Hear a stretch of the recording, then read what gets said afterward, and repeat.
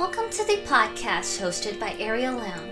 In this episode, we're going to look into the Sustainable Development Goals, abbreviated to SDGs, that the United Nations sets out. The SDGs include 17 ambitious goals that require the collaboration of civil society. I'm going to dig deeper into one of these important goals, which is goal number 1, no poverty. What's goal number 1 exactly about, and what are the targets the United Nations is aiming to achieve? Without further ado, let's kick off. By the year 2030, the United Nations would like to completely eliminate poverty for all the world. SDG number 1, no poverty, is a goal made up of 7 targets, which are reducing at least by half the proportion of people of all ages living in poverty, implement nationally appropriate social protection systems and measures for all, achieve substantial coverage of the poor and the vulnerable, and ensure that all people have equal rights to economic resources, as well as access to basic services, ownership, other forms of property, inheritance, natural resources, new technology, financial services, and so on. There are many speculated causes of poverty. When most of us think of poverty, we think of living on less than a certain amount per day, right? However, poverty alleviation experts stress that poverty is multidimensional. Poverty encompasses a whole host of factors, including poor health, lack of education, inadequate living standards, and disempowerment, poor quality of work, threat of violence, and living in areas that are environmentally hazardous, among others. In other words, there is no single cause of poverty. It can be caused by many factors, including unemployment, social exclusion, a lack of safety nets, and vulnerabilities to disasters, and so on. That's why there are not only targets related to income, but various targets for ending poverty in goal number 1. In 2019, the winner of Nobel Prize of Economics published a theory that the essence of poverty is in laziness, but that the environment of the poor has limited access to information, causing many small mistakes and creating a vicious circle. They took 3 different villages for an experiment, testing which village would get the highest vaccination percentage by carrying out different extent of government propaganda. In the end, the village which publicized the benefits of the vaccine most aggressively got the highest vaccination percentage. This experiment shows the importance of the environment and the government's proactiveness.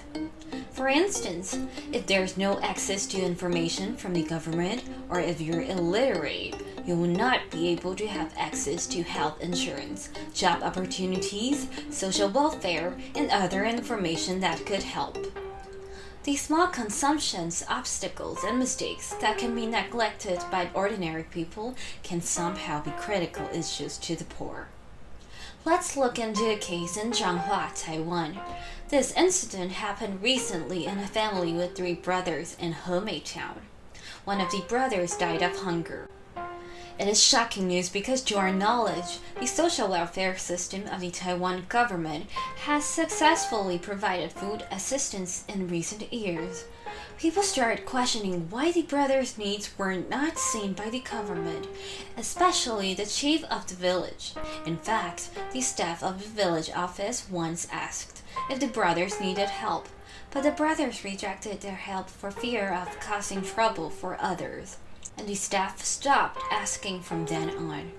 Referring to the 2019 Nobel Prize winner's theory, the brothers did not have enough access to the information of social welfare, and the staff did not spread the information more aggressively to them, which failed to reduce the helplessness of the poor.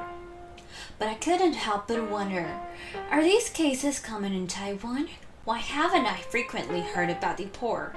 In 2010, Taiwan had 146,342 low-income households with 300,241 people, a poverty rate of less than 1.3%.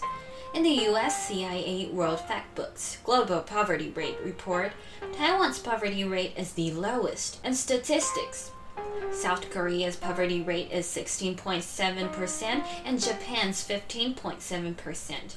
Compared to Japan and South Korea, Taiwan's poverty is less than 1/10 than theirs. But many have different points of view. The author of Making Low-Income Households points out in the book that Taiwan has a low poverty rate because of the special low-income household mechanism in Taiwan could lower the poverty line and hide the 14% of the poor on the rate. It can't be possible that there are only 300,000 poor people in Taiwan. The current design of the poverty line ignores the composition of modern families, the diversity of relationship styles, the strict law of supporting our lineage, and the exclusion of debt expenditures are all reasons for beautification of Taiwan's poverty rate. He also mentioned his experience of visiting low-income families with social workers. He said, some people are really miserable. Their homes are in the mountains, they open an inconspicuous grocery store, and they live in a space about 10 square meters behind the store. The small living space is made up of wooden cubicle, covered with newspapers, and a man with poliomyelitis lying on the bed next to a Vietnamese bride.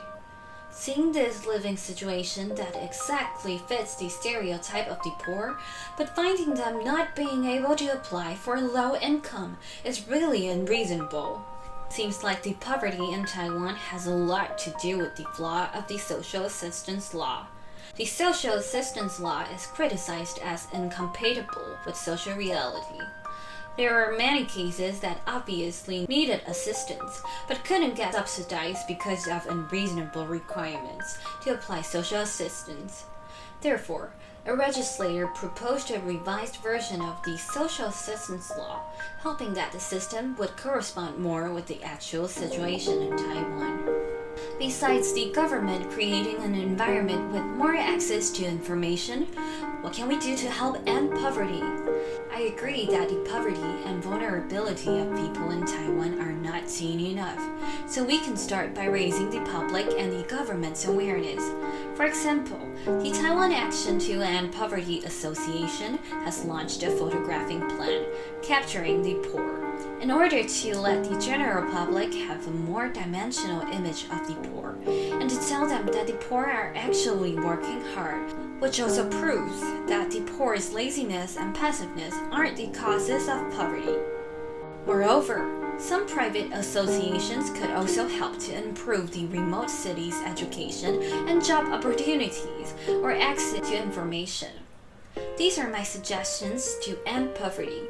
Hope this episode has raised your awareness and given you a clear look into Taiwan's poverty condition.